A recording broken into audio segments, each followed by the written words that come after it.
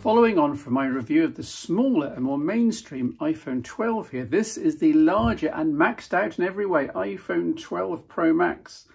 Does the extra screen real estate, and in this case the possible extra imaging finesse, make up for the inconvenience of size and weight? Well, I think so, especially if, like me, you were looking for a larger display in the first place. Remember, I'm coming from the 11 Pro shooting this.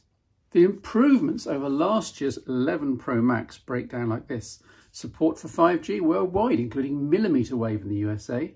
The screen is covered with ceramic shield glass from Corning, claimed to be 4 times less prone to cracking and shattering when impacted, though it's been shown to be just as vulnerable to scratches from hard objects and pockets, so you'll still need to be careful. I keep my smartphones in a PDA belt holster. I know they're shut down for COVID, but they're great cases. You know I'm a style guru and trendsetter, and larger phones are just fine with these, but it's fair to say that the 12 Pro Max won't suit trouser pocket storage for smaller and shorter people. The 12 Pro series starts at 128 gigabytes and goes up to 512, fixing the main criticism in 2019 of a starting capacity of 64 gig and then stepping right up to 256 with nothing in between. 128 gigabytes is now the sweet spot for smartphone flagships in 2020. Also true in the Android world, by the way, for storing apps, games, media, and most of all, captured video and photos. There's 2 gigabyte more RAM here at 6 gig now in the 12 Pro range. More RAM means more can be done at once, more powerful operations can be attempted, and so on. Although the difference is small day-to-day, future applications, and especially ProRAW imaging and 10-bit HDR Dolby Vision video encoding, they'll all make good use of the extra RAM and prevent slowdowns. Again, compared to the 11 Pro range, the cameras are beefed up here with a larger 1/2-inch main sensor, stabilised with the new, well, to phones new, sensor shift stabilisation. In theory, allowing longer exposures for stills, if needed, and smoother video, plus a new 65mm 2.5 times telephoto, up from 2 times on the older series. The display is 0.2-inch larger, diagonal, at slightly higher resolution at 1284p, which is good, but not really noticeable day to day. Plus the phone is the same overall weight.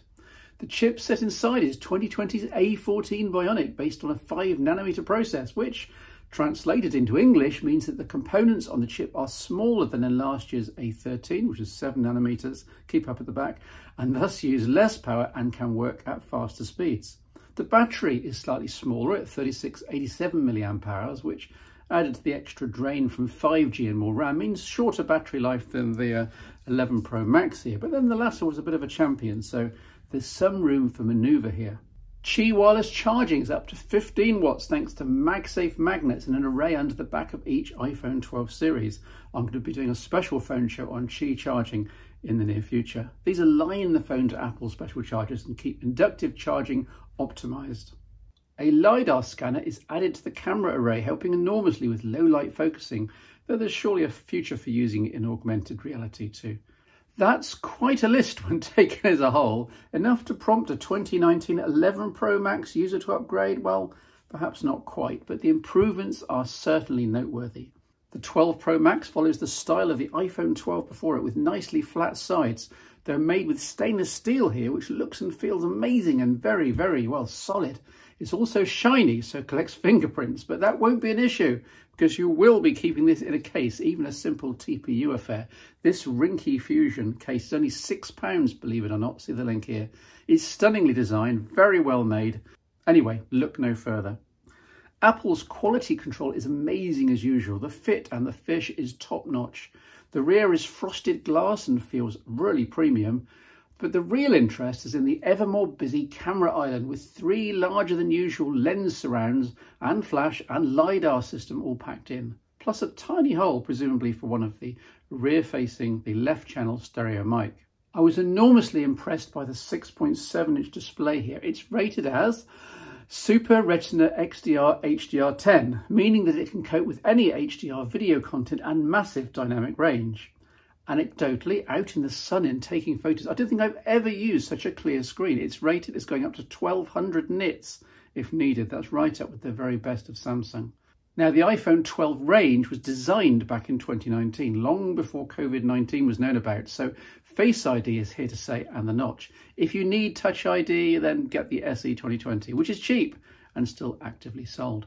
This, of course, is the Pacific Blue version, which I think is the pick of this year's crop, just as Midnight Green on the iPhone 11 Pro shooting this was the pick in 2019. Hey, I'm British. I understated. Apple has differentiated the two Pro iPhones for 2020 by putting in physically bigger cameras in the larger model, which kind of makes sense, especially for the main camera, which acquires tech from the DSLR world in the shape of sensor shift stabilization. Plus the aperture is larger at f/1.6, the sensor itself is larger, say 1/2 inch optical format, then throw in the 65mm telephoto lens, 2.5 times optical zoom, also stabilized, plus the same ultra-wide lenses in 2019, but all boosted by the power of the A14 chipset to handle multiple exposure shots, scene analysis, deep fusion, pixel level analysis, and notably night mode on the front and wide cameras, not just the main one. So zoomed shots, wide angle snaps, even selfies can be composited in software. See the examples here, of course. The marriage of physics and processing works well on the whole. I have some concerns about the degree of sharpening and edge enhancement introduced by Apple in the iOS 14 camera application, especially in low light. I'm looking for updates, and I'm also looking forward to playing with the Pro RAW format and system when it finally launches for those special shots. Test video, iPhone 12 Pro Max, walking quickly. Looks pretty stable on the phone screen, as you'd expect. The iPhone has been the video king for quite a while.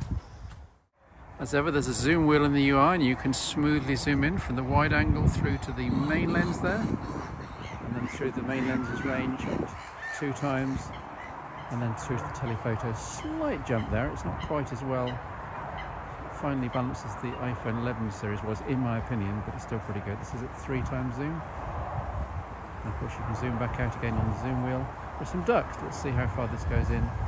2 times, 3 times, 4 times. The maximum in the UI here on the 12 Pro Max is 7 times. It's pretty high quality video, I think. 7 times zoom, stereo audio, windy, blustery day down by the lake here in the UK. Back to 1 time, and there's the wide view. Dolby Vision HDR video is already handled by iMovie on the phone and on Macs, so you should have no problem editing and sharing it. If you have a Windows PC, then you'll have to check your software of choice, or just turn HDR video off in the settings on the iPhone. Aside from the absence of the 3.5mm audio jack, a long-standing omission on iPhones now, the 12 Pro Max is terrific at handling media. The stereo speaker pair is one of the best on any modern smartphone. The bottom speaker is still louder, but the earpiece has heft too in terms of frequencies supported.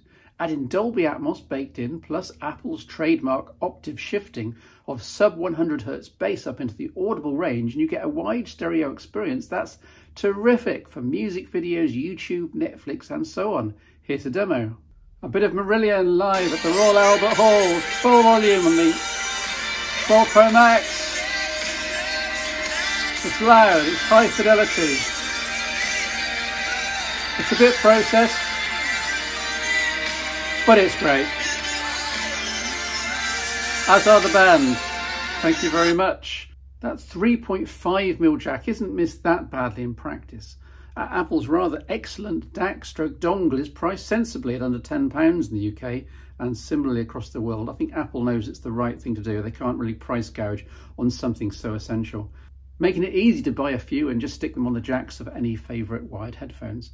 Plus, Bluetooth headphones have come on leaps and bounds in recent years. See elsewhere for AirPod reviews. I'm more a third-party man with my Marshall Major 2 Bluetooth and wired, and Rockjaw T5 over-ear and in-ear solutions respectively, and top drawer audio fidelity. It's tough to judge battery life, of course, after a short and intensive review period alone, but results so far indicate the 12 Pro Max isn't quite the battery champion the 11 Pro Max was, but it's still a hero device in the context of the wider phone world. With care, it's easy to get 2 days of use here on a single charge. And with cheap ads here and there throughout your life, you may not need to plug a lightning cable in very often. I haven't charged this on a lightning cable since I got it. It's been Qi only, and that's been a week. There's no charger in the box, just a lightning to Type-C cable. Even the MagSafe puck, should you buy that, doesn't come with a mains adapter, so a new iPhone user has to buy 2 extra expensive accessories in order to be fully kitted out, perhaps. Thankfully for the 12 Pro Max, it's extremely unlikely this is someone's first iPhone, so the buyer will almost certainly have the relevant cables, adapters and pads already, which is Apple's point in terms of reducing electronic waste in the long term, so fair enough, though I do predict chaos in the short term. But even with 5G on board here, battery life is just fine. It's an important future-proofing spec point, but I've only glimpsed 5G a couple of times for a few seconds in the UK during the review period. But it's reassuring to know that a 2020 iPhone will be good to go for high-speed data and low latency in 2021 and beyond. As a computer in your pocket, the 12 Pro Max fares pretty darn well. From email to office work to video editing to watching Netflix, it's equipped for it all at a cost. Much as I love the large screen and even the slightly better camera here, my recommendation for the vast majority of people is to pick the smaller iPhone 12 Pro, also starting at 128GB, which can do everything almost as well, yet with a much smaller form factor. Or even the vanilla iPhone 12 if money is tight, if you can make do with the 64GB starting option.